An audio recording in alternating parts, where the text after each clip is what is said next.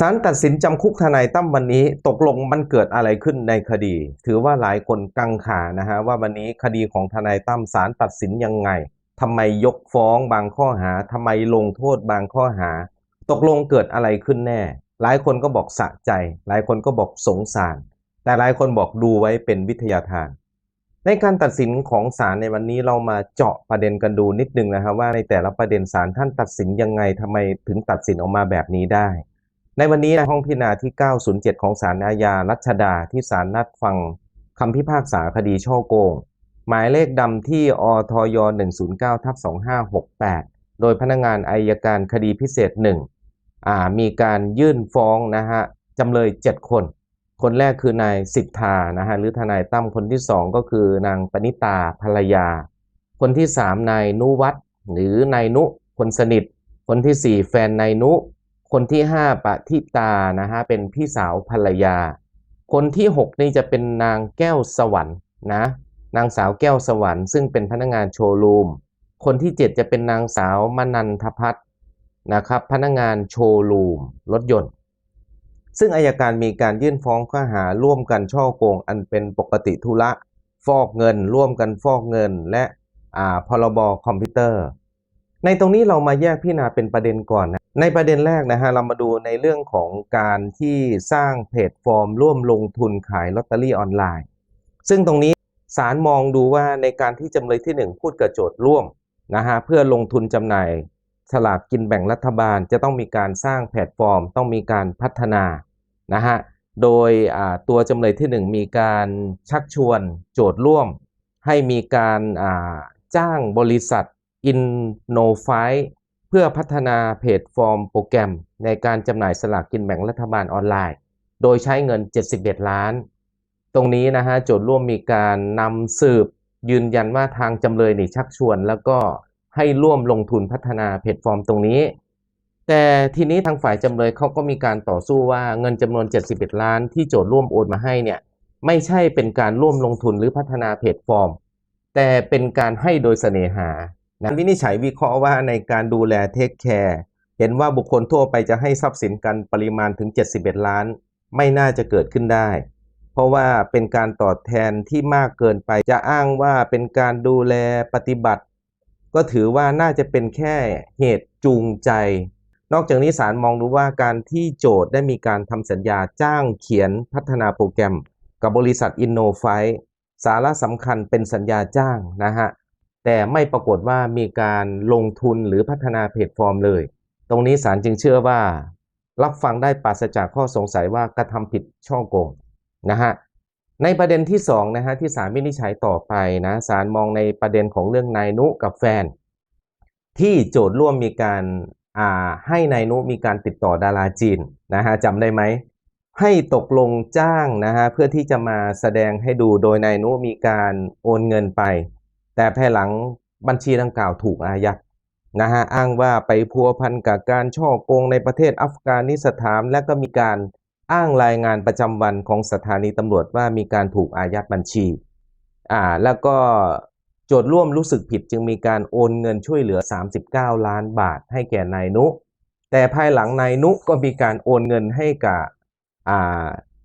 ทนายตั้มนะฮะเป็นจำนวนเงิน20ล้านบาทแต่ตรงนี้จำเลยก็มีการนำสืบต่อสู้ว่าเป็นการยกให้โดยสมัครใจโดยสงสารนะฮะแล้วก็การที่โอนเงินให้แก่จำเลยที่1ก็เพื่อซื้อธุรกิจร้านอาหารในประเทศนิวซีแลนด์ศาลดูว่าก็มีการติดต่อจริงอาจเป็นไปได้ตามทางการนำสู้ของจำเลยที่1และการโอนดังกล่าวก็เป็นการโอนด้วยความสมัครใจนะฮะของโจทย์ร่วมเองไม่ได้เป็นการหลอกลวงโดยตรงนี้ศาลจึงพิพากษายกฟ้องในประเด็นนี้นะฮะในประเด็นที่3ในเรื่องของรถเบนซ์ G400D นะตรงนี้คือการที่จำเลยได้ไปพูดนะฮะคือโจทย์ร่วมได้ให้จำเลยที่1คือทนายตั้มเนี่ยไปติดต่อขอซื้อรถเบนซ์จำได้นะทนายตั้มมีการไปติดต่อกับเซลล์ที่บริษัทโชว์รูมนะฮะเขาก็เสนอขายในครั้งแรก12 ล้าน9แสนบาทแต่ทางทนายตั้มมีการไปต่อรองนะฮะจนราคาเหลือแค่11ล้าน4แสนบาทแต่ทีนี้ทางทนายตั้มกับมีการให้ส่งใบเสนอราคาไปในครั้งแรกโดยให้ออกใบเสนอราคาในราคา12ล้าน 900,000 บาทนะฮะจากนั้นทนายตั้มมีการส่งไปนะตรงนี้ตัวโจทย์ร่วมหลงเชื่อจึงโอนเงินให้มาในจำนวนเงินที่12,900,000 บาท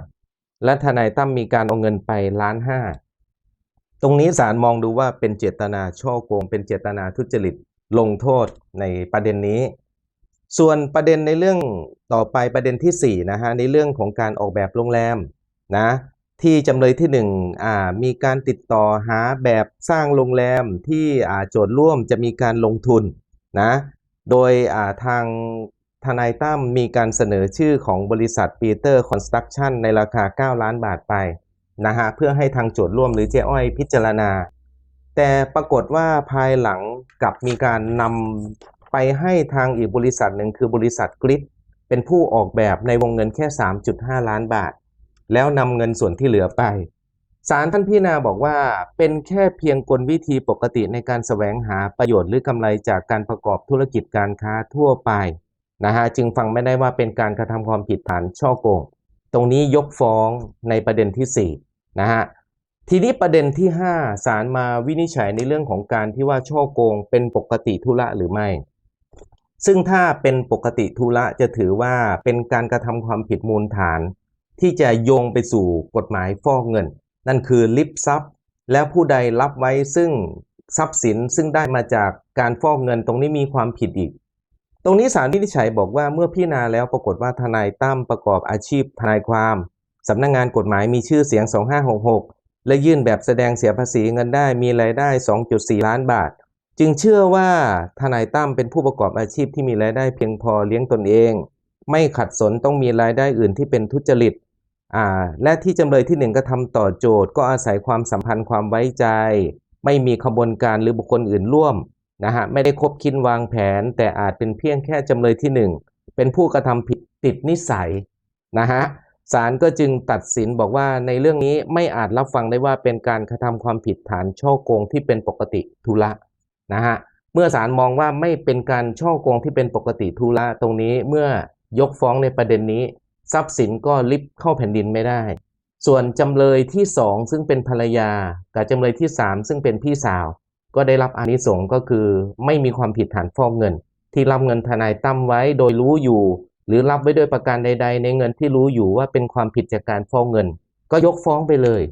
นะฮะถือว่าจำเลยที่2ที่3ได้อานิสงส์พอศาลยกประเด็นนี้ก็คือหลุดเลยในเรื่องนี้ศาลก็เลยพิพากษานะฮะวินิจฉัยว่าให้ทางจำเลยที่1คืนเงิน72 ล้านส่วนจำเลยที่2ถึงที่7ยกฟ้องนะฮะไม่มีความผิดและไม่ต้องรับผิดในเรื่องของการใช้ค่าสินไหมทดแทนแล้วก็มีคำพิพากษาว่าให้จำคุกทนายตั้มในกระทงฉ้อโกงกระทงละ3 ปี2 กระทงแล้วก็ความผิดฐานนำเข้าสู่ระบบซึ่งข้อมูลอันบิดเบือนหรือข้อมูลปลอมจำคุก2 ปีรวมจำคุกทั้งหมด8 ปีแต่คำให้การทนายตั้มเป็นประโยชน์ตามหลักของกฎหมายก็คือลดโทษให้อีก1 ใน 4 1 ใน 4ของ8 ปีนั่นก็คือ2 ปีก็เหลือจำคุก5 ปี12 เดือนพิพากษาตัดสินจำคุก5 ปี12 เดือนทำไมไม่6 ปี คือตรงนี้นะฮะทางประมวลกฎหมายอาญามาตรา21มีการกำหนดไว้ถ้าศาลตัดสินจำคุกเป็นเดือนให้นับ30 วันเป็น1 เดือนแต่ถ้าตัดสินจำคุก1 ปีให้นับตามปีปฏิทินดังนั้นการตัดสินอย่างนี้ถือว่าทนายตั้มได้ประโยชน์นะฮะก็คือ12 เดือนแค่360 วันกำไรไป5 วันตรงนี้ก็ถือว่าได้อานิสงส์ได้ประโยชน์ทีนี้ต่อไปคดีนี้จะเป็นยังไงต่อไปนะฮะก็คงต้องมาดูว่าในส่วนของอัยการศาลสูงของสำนักงานอัยการพิเศษ1จะอุทธรณ์หรือไม่ในเรื่องของการอุทธรณ์หรือไม่ทางอัยการก็ต้องมาพิจารณาละครับว่า1คดีนี้เป็นคดีที่ประชาชนให้ความสนใจประกอบทั้งคำตัดสินของศาลถ้ามองดูแล้วมีการยกฟ้องนะฮะหลายข้อหาแล้วก็ยกฟ้องจำเลยหลายคนโดยเฉพาะในเรื่องของการฟอกเงินอัยการโอกาสที่จะอุทธรณ์นี่สูงมากเพราะว่าตอนนี้ยกฟ้องจำเลยทั้งที่2ถึงที่7ทั้งหมดเลยแต่ในขณะเดียวกันทางทนายตั้มก็มีโอกาสที่จะยื่นอุทธรณ์เพื่อขอให้ศาลยกฟ้องในประเด็นของแพลตฟอร์มลอตเตอรี่แล้วก็ประเด็นของรถเบนซ์อ้างว่าตนไม่ได้กระทำความผิดตรงนี้2 ฝ่ายมีอำนาจที่จะยื่นอุทธรณ์ต่อศาลที่ศาลอุทธรณ์ได้ทั้ง2 ฝ่ายนะฮะรูปของคดีจะออกไปทางด้านทิศไหนกันแน่รอลุ้นกันครับ